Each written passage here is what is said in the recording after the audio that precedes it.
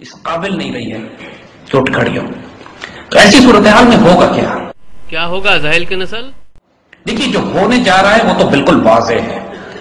चंद हफ्ते, ज्यादा से ज्यादा 2, 2.5, 3 महीने हमारी सरहदों पर जंग मुसल्लत की जाएगी। इस ज़ाहिल की नस्ल और फसल को सुनो, ये दिन रात ये जंग के अलावा दूसरा कोई भाषा इसको सूझता ही नहीं है। हर जंग में ये ठुड्डे खाए, फिर भी इसकी होंश जो है ठिकाने नहीं आती। आज तक कुछ नहीं उखाड़ पाया, पेड़ तो दूर की बात है, पौधा तक नहीं उखाड़ पाया, खुद उखड़ गया, फिर भी इसकी होंश ठिकाने नहीं आया। ठुड्डे भी खाते रहे और अकाउंट बुक लेके घूमता फिरता है कि हमें वो हिसाब चुकाना है, हमें वो हिसाब चुकाना है। तो तू हिसाब ढूंढता रहे और हम तुझे ठुड्डे मारते रहे। तैयारी कर लीजिए, जंग आएगी। अब तक एज पर टुडे इसके प्लान रेडी हैं। उसको रोकने का सिर्फ एक तरीका है कि पाकिस्तान में हुकूमत को तब्दील करके ऐसी हुकूमत लाई जाए जो दांत तोड़ जवाब दे दुश्मनों को और वाजे कर दे कि अगर तुमने पाकिस्तान की तरफ मैली निगाह से देखा तो पूरी कौम कुर्बानी देकर ये फैस्ट जंग शुरू तुम करोगे, खत्म हम करेंगे। फिर लो और सुनो, ये कह रहा है कि ऐसी हुकूमत, अरे हुकूमत क्या पेड़ से टपकेगा? 47 के बाद से तो अभी तक कोई हुकूमत जो है वो मैन्युफैक्चरिंग हो ही नहीं पाया तुम्हारे मुल्क में। कभी फौज आए, कभी सिविल आए, अभी कह रहे कि ऐसी हुकूमत।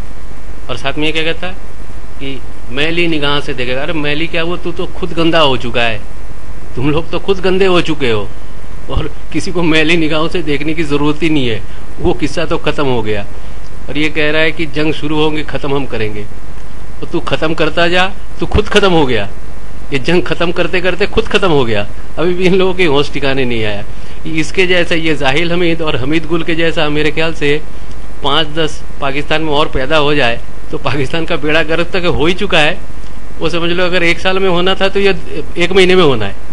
तो मैं तो ये मतलब मेरा प्रे ये है गॉड से कि भाई इसके यहाँ पे 5-10 ऐसे हमीद गुल और जाहिल हमीद पैदा करे ताकि जो काम 6 महीना साल भर बाद होना है वो 1 महीने में ही हो जाए।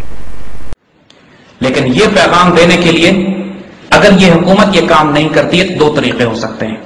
एक तो ये कि अवाम उन्नास का गुस्सा फिर इस मकाम पर पहुंचे, जलाल इस मकाम पर आए कि फिर सड़कों पर निकाल के सिविल डिसोबीडियंस मूवमेंट और इनको निकाल बाहर किया जाए। दूसरा तरीका जो शॉर्टकट है, उसके लिए सिर्फ पिंडी जाना पड़ता है थोड़ी देर के लिए। ये पिंडी की बात कर रहा है, यानी फौज को बुलाने के लिए, फिर दोबारा फौज के बूटों तले रौंदे जाने का प्लान ये बता रहा है। खैर ये लोग पैदा हुए हैं फौज के बूटों तले रौंदे जाने के लिए, ये रौंदा ही जाएगा और उसी का नुक्स बता रहा है सबको कि पिंडी जाए, फौज को बुलाए। खैर जो पैदा ही हुआ है बूटों तले रौंदेगा, दुनिया का लित्तर खाएगा। तो चलो इसी की बात मान के सब पिंडी चलो चलो चलो पिंडी चलो नारा लगाओ और दौड़ भागो। लेकिन उस तरीके पे भी इस हुकूमत को हटाया जा सकता है। इस हुकूमत के होते हुए अगर जंग हुई हमें शदीद नुकसान उठाना पड़ेगा। लेकिन एक बात याद रखिएगा, नुकसान उठाना और बात है, मुल्क टूटना और बात है, दीनों आबरू से ईमान से चले जाना और बात है। इंशाल्लाह उसमें से कुछ भी नहीं होगा। ये जाहिल के नस्ल और फसल को सुनो, ये कह रहा है ये हुकूमत रहते हुए अगर जंग हुई तो मुल्क टूट जाएगा। मतलब बेशर्मी की हद, जितनी दफे इसका मुल्क टूटा है या ठुड्डे खाए, इसके फौजी हुकूमत रहते हुए खाया, सिविलियन हुकूमत रहते हुए बिल्कुल नहीं खाया। ये कारगिल में ठुड्डे खाए, सियाचिन में ठुड्डे खाए, 71 में ठुड्डे खाए, 65 में ठुड्डे खाए, इसके सारे फौजी ने खाए। फिर भी देखो किस तरह से भौंक रहा है। और इसके जो इर्द गिर्द जो है सुनने वाला, ये भौंक के ऊपर ताली भी बजाएंगे। ये तो हाल है इन लोगों का। भौंकता जा, मजा आ रहा है। इस वक्त जो इंडियन प्लान्स हैं वो ये है कि जिस वक्त अमेरिकन मशरक की तरफ, मगरिब की तरफ से हमारी सरहदों पर दाखिल होंगे, इंडियंस भी इस मौके का फायदा उठाते हुए working boundary line of control से कोई बहुत बड़ा हिस्सा काटने की कोशिश करेंगे। अमेरिकन की जिम्मेदारी यह होगी बुनियादी तौर पर कि पाकिस्तान न्यूक्लियर ऑप्शन इस्तेमाल न कर सके, या पाकिस्तान की फजाइया, जो अमेरिकन ने 2 एयरक्राफ्ट कैरियर बैटल ग्रुप्स, ये एयरक्राफ्ट कैरियर बड़े बड़े जिनके साथ पूरा बैटल ग्रुप होता है, कई जहाज उसके साथ होते हैं, हमारी समुद्रों में हमारे सामने खड़े किए हुए हैं, जो हमारा नेवल ब्लॉकेट भी करेंगे और हमारे उनके तैयारे इस बात का इत्मीनान भी करेंगे कि पाकिस्तानी फजाइया को बहुत ज्यादा नुकसान न पहुंचा दे इंडिया को। लो और सुनो इस जाहिल की भौंक। ये इंडियन प्लान जो है ये बता रहा है कि कैसे इंडिया क्या करेगा क्या नहीं करेगा वगैरह वगैरह वगैरह। लगता है इंडिया जब गेम प्लान कर रहा है इसको साथ में बिठा के किया है। वो जाहिल के नस्ल और फसल, तेरे पास अगर इतना नॉलेज होता और ये तेरे मुल्क लोगों के पास अगर इतना नॉलेज होता तो तेरे मुल्क का हालत ये नहीं होता और सारी दुनिया से जूते नहीं खाते, ठुड्डे नहीं खाते। ठीक है, अकल नाम की तो कोई चीज है नहीं, खाली भौंकना आता है तो भौंकता जा। इस सूरत हाल में हमारे पास क्या ऑप्शन रह जाता है, जिसे बात अर्ज की वाज़ेह कर रहे हैं हम आपके सामने आज पहली दफा कि इस आने वाली जंग में अगर आज के हालात रहे जैसे इस वक्त हैं, कौम कारगिल की जंग में कौम फौज के साथ नहीं थी। जो कारगिल की जंग में हुआ था, बेदरेह कुर्बानियां दी गई मैदान जंग पे। सियासतदान एक तरफ थे, मीडिया एक तरफ था, कौम को मालूम ही नहीं था कि शुमाल के पहाड़ों में क्या जंग हो रही है। नतीजा ये हुआ कि फौज को आखिर में जब हटाया गया तो किसी को मालूम ही नहीं हुआ कि वाकयात क्या थे। वही जाहिल के नस्ल और फसल क्या बात कर रहा है कि तेरे कौम को पता नहीं था, तो तेरा कौम क्यों चिल्ला रहा था कि कारगिल में हमने ये उखाड़ लिया वो उखाड़ लिया।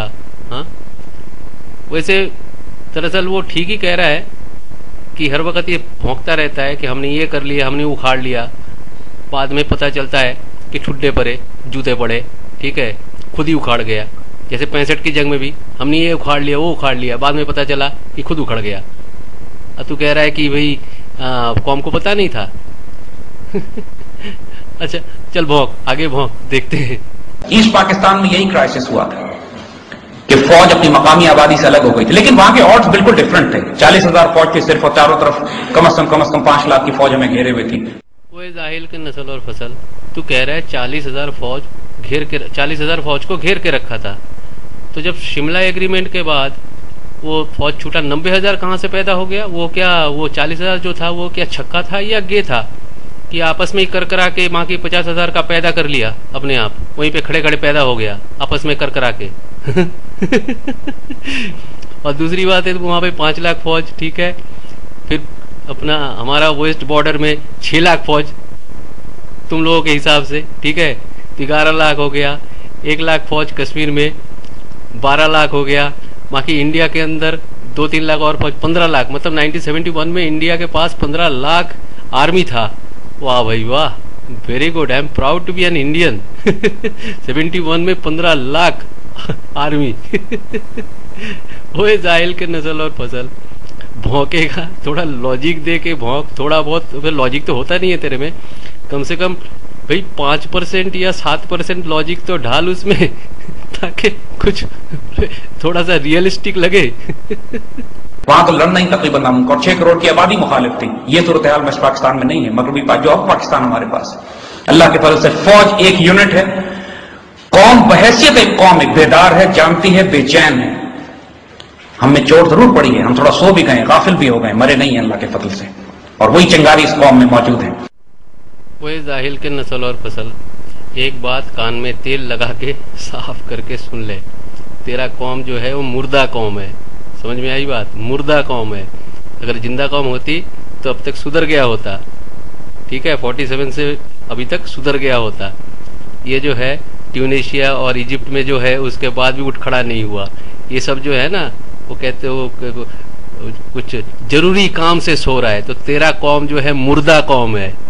तू जितना भी भौंक ले, तू भी मुर्दा है। खाली तेरे को भौंकना आता है।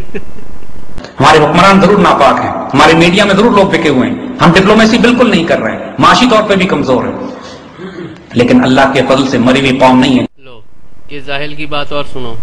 ये कह रहा है कि हुकूमत जो है नापाक है, माशी तौर पे जो है बर्बाद हो चुके हैं, डिप्लोमेसी नहीं कर रहा है। वो जाहिल के नस्ल और फसल, मुर्दा कौम होने का इससे और ज्यादा क्या सिम्टम चाहिए? ये सारा सिम्टम क्या काफी नहीं है? ये तो 3 पिलर है एक कौम मुर्दा होने का। हाँ, और उसके बाद कह रहा है कि भाई हम अभी भी हमारे पास वो चिंगारी मौजूद है, और वो जो चिंगारी है अपने आप को जलाने के लिए, अपने ही दिए से अपने घर में लगी आग। आई बात समझ में? हाँ, इसके हिसाब से जो है वो जिंदा कौम कैसे है, चिंगारी कैसे है, जो ज्यादा भौंक सकता है। सारा कौम भौंक रहा है और ये सोच रहा है कि हम जिंदा कौम है, दिन रात भौंक रहे हैं, इसका मतलब जिंदा कौम है। मर चुका है, इज ए डेड नेशन। सुन ले, डेड नेशन। ज्योग्राफिया हमारा मौजूद है और ये इंटैक्ट रहेगा। जी जियोग्राफी का अचार बना के चाटता रहे, उसमें थोड़ा सा मिर्ची, थोड़ा सा धनिया, थोड़ा सा पुदीना, ये सब डाल के अचार बना के चाटता रहे जियोग्राफी को। अगर शुरू में मार पड़ भी जाए, मार पड़ने का मतलब है हो सकता है कि हमारे शहरों में ये बॉम्बिंग करें, हो सकता है कि हमें सरहदों पे कुछ इलाके छोड़ने पड़े, हो सकता है कि हमें पीछे हटना पड़े कुछ इलाकों में, क्योंकि प्रेशर बहुत शदीद होगा दो तरफ से। ये कह रहा है कि शुरू में अगर मार पड़ जाए तो कोई बात नहीं है, वो जाहिल के नस्ल और फसल, शुरू में भी मार पड़ेगी, आखिर में भी पड़ेगी, ठीक है। और ये भौंक रहा है कि अगर शहरों में बॉम्बिंग हो जाए, वो जाहिल के नस्ल और फसल, शहर में अगर बॉम्बिंग हो गया तेरा तो सबसे पहले दुम दबा के तू भागेगा, जैसे भागा था वहाँ पे 23 मार्च को। भूल गया क्या? वहाँ पे चिल्ला रहा था हमें सिक्योरिटी नहीं दी जा रही है। कोई 70-75 वही कोई बंदे होंगे, उसके सामने तू भौंक के धड़ाधड़ भौंक के दुम दबा के भागा था, याद नहीं है? हाँ, यहाँ पे बैठे बैठे भौंक रहा है।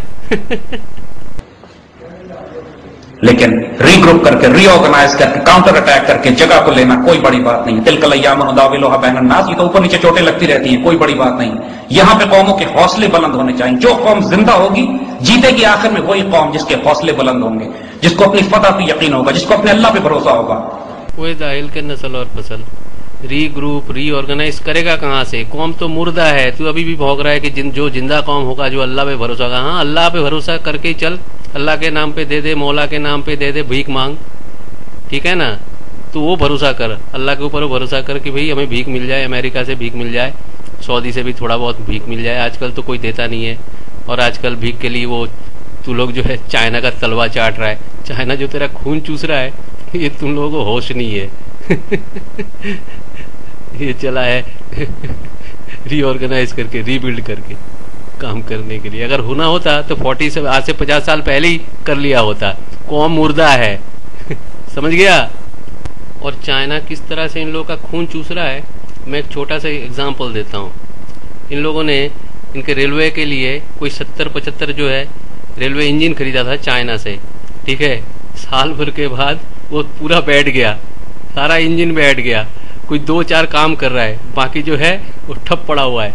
और चाइना तो अपना पैसा लेके घर चला गया, मौज कर रहा है, मौजा ही मौजा, हुण मौजा ही मौजा चाइना कर रहा है। और ये लोग क्या कर रहा है, वो रेलवे के इंजन को चाइना चाइना करके चाट रहा है। समझ गया ना? ये तो हाल है, दिन रात खून चूस रहा है। कुछ अपना आर्मी के साथ कुछ कोलैबोरेशन, कुछ एमिनेंस का उसका कुछ कोलैबोरेशन है, वो पे भी खून चूस रहा है। इन जाहिलों का, ये जाहिल के नस्ल और फसल और पूरा कौम जो जाहिल है, इन लोगों का होश ठिकाने नहीं है कि चाइना किस तरह से इन लोगों का खून चूसे जा रहा है। चल खून चुसवा खून चाइना से, मजा कर, खून मौजा ही मौजा। और जो इस यकीन के साथ जाएगा कि हमने 47 का बदला भी लेना है और 71 का बदला भी लेना है, हम एक एक खून का हिसाब लेंगे। तभी मैं सोचूं कि इतना टाइम हो गया, ये भौंके जा रहा है, अकाउंट्स बुक क्यों नहीं खोल रहा है? अब जाके खोला अकाउंट्स बुक, वो हर चीज का हिसाब लेगा, एक एक का हिसाब लेगा। अब मेरा एक सवाल है इससे, अगर इसका सवाल का सही जवाब दे दे तो मान जाऊंगा कि भाई हाँ, ये वाकई में इसका अकाउंट जो है बड़ा पक्का अकाउंट है, एकदम अकाउंट में बड़ा पक्का है। मेरा सवाल ये है, 1 और 1 मिलके कितना होता है? 2 होता है या 11 होता है? इसका जवाब ही मेरे को दे दे। अगर इसका सही जवाब ये दे देगा तो मैं मान जाऊंगा, हाँ वाकई। जब शुरू ये करेंगे हम, फिर कह रहे अल्लाह की कसम खत्म हम खुद करेंगे उसको। पीछे से आवाज आ रही है, इंशाल्लाह इंशाल्लाह, जो भी करना है अल्लाह ने करना है, खुद ने कुछ नहीं करना। पहले मैं जैसे कहता था ना, कोई जरूरी काम से भंग या अफीम पी खा के सो जाना है। अरे जंग तू खत्म कैसे करेगा? तेरे मुल्क में जो जंग चल रहा है उसको खत्म करते करते तो खुद खत्म हो गया, खुद ही फौत हो गया, और दोबारा दूसरी तरह से कहां से जंग खत्म करेगा? ठीक है, चल आगे भौंक, देखता हूँ और क्या क्या भौंकता है। बड़ा मजे का शो हो रहा है यार। देखो भाई, मुझे तो मजा लग रहा है भाई, तुम लोग कॉमेडियन मत कहो इसको। देखो कितना सीरियस बात करी है, खुद नहीं हंस रहा है। अगर ये कॉमेडी शो होता तो ये भी बीच बीच में हंसता होता, मगर ऐसा नहीं कर रहा है ये। लेकिन इसके लिए हौसला रखने की जरूरत है, मायूस होने की जरूरत नहीं है। कोई पाकिस्तान नहीं टूट रहा है अल्लाह के फजल से। हमने अपनी गलतियां की हैं, हमारे अपने अमाल हैं जो हमारे उमाल हैं इस वक्त, उसकी सजा हमें लगेगी, कुफारा देना पड़ेगा। लेकिन सिर्फ कफारा है। इंशाल्लाह कफारे के बदले अल्लाह ताला गलतियां अगले पिछली माफ फरमाता है। इंशाल्लाह खैर होगी इस मामले में। इस वक्त अल्लाह के फजल से अगर टेक्नोलॉजी कंपैरिजन करें तो पाकिस्तान एयरफोर्स इंडियन एयरफोर्स से कमजोर है। हमारी आर्म फोर्सेस के पास नए वेपन सिस्टम नहीं है जो इंडियंस के पास है। इंडियंस इसराइल से भी ले रहे हैं, रूस से भी ले रहे हैं, अमेरिका से भी ले रहे हैं, और पाकिस्तान चाइना से ले रहा है। चाइना से खून चुसवा रहा है। चुसवाओ चुसवाओ, बर्फ की गोले की तरह चूस चूस चूस करके चुसवाओ, मजा करो, हुण मौजा ही मौजा। लिहाजा वेपन्स के ऊपर तो हम कभी भी मुकाबला नहीं कर सके उनके साथ। हमारी तारीख गवाह है 1400 साल की कि मुसलमानों ने कभी ताकत के तवाजुन पे जंगें नहीं जीती हैं। हमने जंगें जीती हैं तो उस किरदार पर, उस इखलाक पर, उस जुर्रत पे, उस जज्बे शहादत पे कि जो हमारी मीरास है। एक अजीब व गरीब वाक़या आपको तारीख इस्लाम का सुनाते हैं। वो जाहिल के नस्ल और फसल, ये 1400 साल पुराना अचार और कितने दिन तक लोग को चटवाएगा।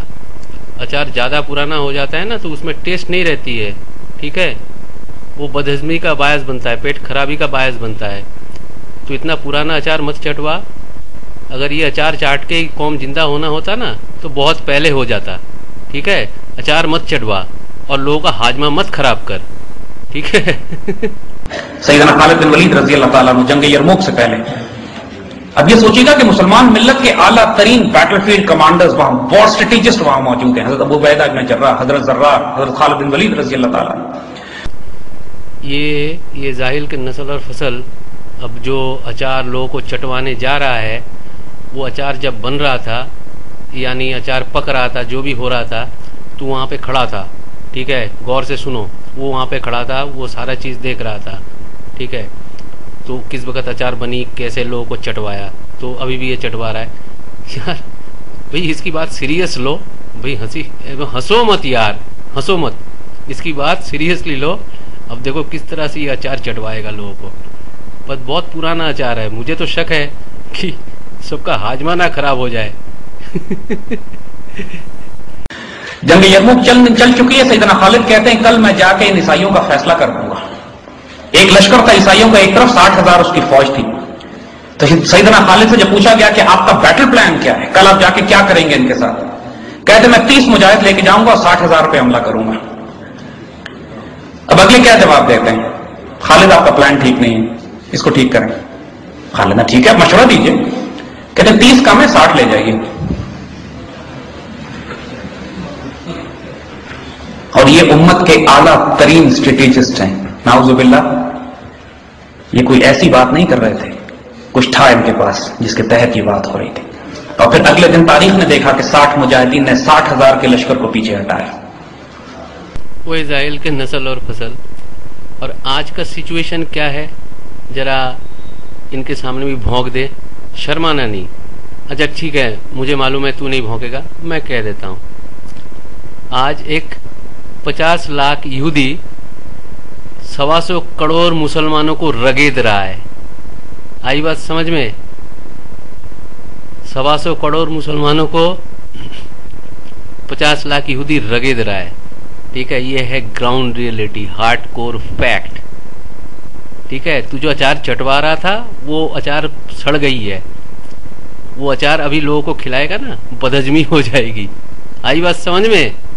खैर तू तो समझेगा नहीं। तारीख में ऐसी वाक़यात मिसालें नहीं मिलती। हम उन्हीं की औलादें हैं अल्लाह के फजल से। हमारे नाम भी ताले, खालिद, टीपू और सलाहुद्दीन है। वही विरसा, वही मीरास हमारे पास है। और अल्लाह के फजल से इंशाअल्लाह हम अपने आबा व अजदाद की उन्हीं रिवायतों को दोबारा जिंदा करके दिखाएंगे इंशाअल्लाह। ये पाकिस्तान अल्लाह की अमान में है।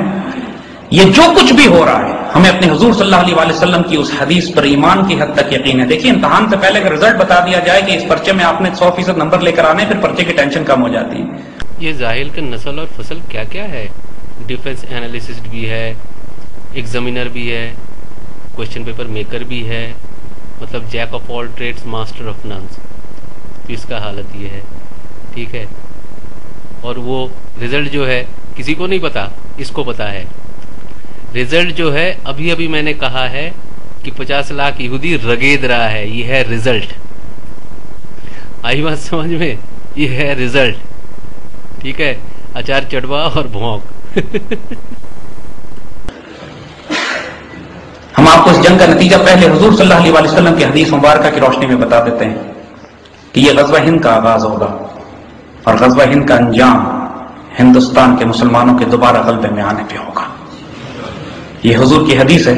जिस तरह कुस्तुनतुनिया की हदीस, जिस पर मुसलमान 900 साल तक अपनी मिलिट्री कैंपेन्स बिल्ड करते रहे, लितफ्तहन्नुल कुस्तुनतुनिया फनिअमल अमीर अमीरुहा निअमल जैश ज़ालिकल जैश। हजरत उमर रज़ी अल्लाह ताला अन्हु के दौर से लेकर सुल्तान मोहम्मद फातिह तक 1453 में कुस्तुनतुनिया पर मुसलसल हमले किए जाते रहे। उसे एक हदीस शरीफ को पूरा करने के लिए कि कुस्तुनतुनिया लाजमन फतह होगा, तो वो फौज भी जन्नती होगी, उसका अमीर भी जन्नती होगा। और दूसरी हदीस हुजूर सल्लल्लाहु अलैहि वसल्लम ने गज़वा हिंद के हवाले से फरमाई है कि ये फौज जो कैप्चर करेगी इंडिया को, फिर ये पलट के जाएगी इसराइल के खिलाफ फलस्तीन में, और ये होना बाकी है, भी हुआ नहीं है। वो इज़राइल के नस्ल और फसल, तू गज़वा हिंद का हदीस का अचार चटवा रहा है, चटवा अचार। तेरा पाकिस्तान गज़वा पाकिस्तान हो चुका है, महसूस नहीं हो रहा है? हाँ, महसूस नहीं हो रहा है? अभी भी भौंके जा रहा है गज़वा हिंद, और उधर कैप्चर हिंदुस्तान कैप्चर करेगा, फिर पलट के फिलिस्तीन जाएगा, सॉरी इजराइल जाएगा। वो इजराइल के नस्ल और फसल, पेट में रोटी नहीं है, भीख यहूदी का खा रहा है। अमेरिका जो पैसा दे रहा है वो यहूदी का पैसा आ रहा है। समझ में आई बात? यहूदी का भीख की रोटी खा के कह रहा है कि इजराइल कैप्चर करेगा और इंडिया कैप्चर करेगा। सिर्फ पाकिस्तान का हालत अभी भी तुझे महसूस नहीं आ रहा? खैर, इन लोगों के तो सेंस नाम की कोई चीज नहीं है, महसूस करने वाली जो एक सेंस होती है ना, वो चीज है नहीं है, खत्म हो गई है। ये मुर्दा कौम है, सीधी सी बात है, इसी वजह से खत्म हो गई है। अगर जिंदा कौम होती तो थोड़ा बहुत कुछ ना कुछ होता। भौंक और अचार चटवा, पर तू भागना नहीं, ठीक है? तू भागना नहीं। और इंशाअल्लाह इस जंग के शुहदा अफजल शुहदा है, और इस जंग के गाजी आला तरीन गाजी हैं। वो जाहिल के नस्ल और फसल, मुझे एक बात का जवाब दे। तू कह रहा है ना कि सौदा हो गया, फिर गाजी भी बन गया, तो जो हो गया 47 के बाद जो ढेर हो गया और 2-4 जो बच गया, तो उसमें तो तुझको फकर होना चाहिए था उस पे। तो फिर तू रो किस बात का रहा है? मुझे तो ये बात समझ में नहीं आ रही है, किस बात पे भौंक रहा है? तो और भी हाँ, आगे भी करेगा तो ऐसा और आगे होगा, तो चल कोई बात नहीं है। तेरे मुल्क में अभी जो चल रहा है तो भी वैसा हो रहा है, तो उसमें तो तुझे फकर करना चाहिए, तुझे तो उसमें भंगड़ा डालना चाहिए, ठीक है ना? तो करता जा कि देख यहाँ पे ऐसा ऐसा हो रहा है, जो क्या हदीस ने लिखा है, हदीस का अचार चटवा। गज़वा पाकिस्तान तो हो रहा है ना, तो इसके बारे में कुछ बोल दे। अल्लाह ने ये नसीब पाकिस्तानी कौम के हक में रखा, अपने नसीब को जाया न कीजिएगा। ये बात ये बिल्कुल सही कह रहा है कि पाकिस्तान के नसीब में रखा है। आज वहाँ पे पाकिस्तान में रोज 4 बम फट रहा है, आगे रोज 40 बम फटेगा, तो ये अल्लाह ने पाकिस्तान के नसीब में लिख दिया है। ये बिल्कुल सही बात कर रहा है, ठीक है भाई, बंगड़ा डाल इस बात पे। हमने गलतियां की हैं, लेकिन ये तौबा और इस्तग़फ़ार का वक्त भी है और जुर्रत और दिलेरी का भी। अल्लाह से दुआ कीजिए, जंग तलब नहीं करनी चाहिए, लेकिन जब वो आ जाए फिर पीठ भी नहीं दिखानी हमने। अल्लाह की अमान और आफियत में रहे इंशाअल्लाह। अल्लाह पाकिस्तान का हामी और नासिर हो। अस्सलाम वालेकुम रहमतुल्लाह। फड़, जिस बात का मुझे शक था वही हुआ। देखो भाग रहा है, अरे यार पकड़ो पकड़ो उसको, पकड़ो। पकड़ो यार, भाग रहा है, बड़ा टाइम पास करके गया है। वो एक इंडियन फिल्म का गाना है ना, वो गाना पड़ेगा, हे पकड़ो पकड़ो पकड़ो, हे जकड़ो जकड़ो जकड़ो, देखो जाने ना पाए। पकड़ो यार उसको, पकड़ो, जाने मत दो। बहुत अच्छा टाइम पास कर रहा था।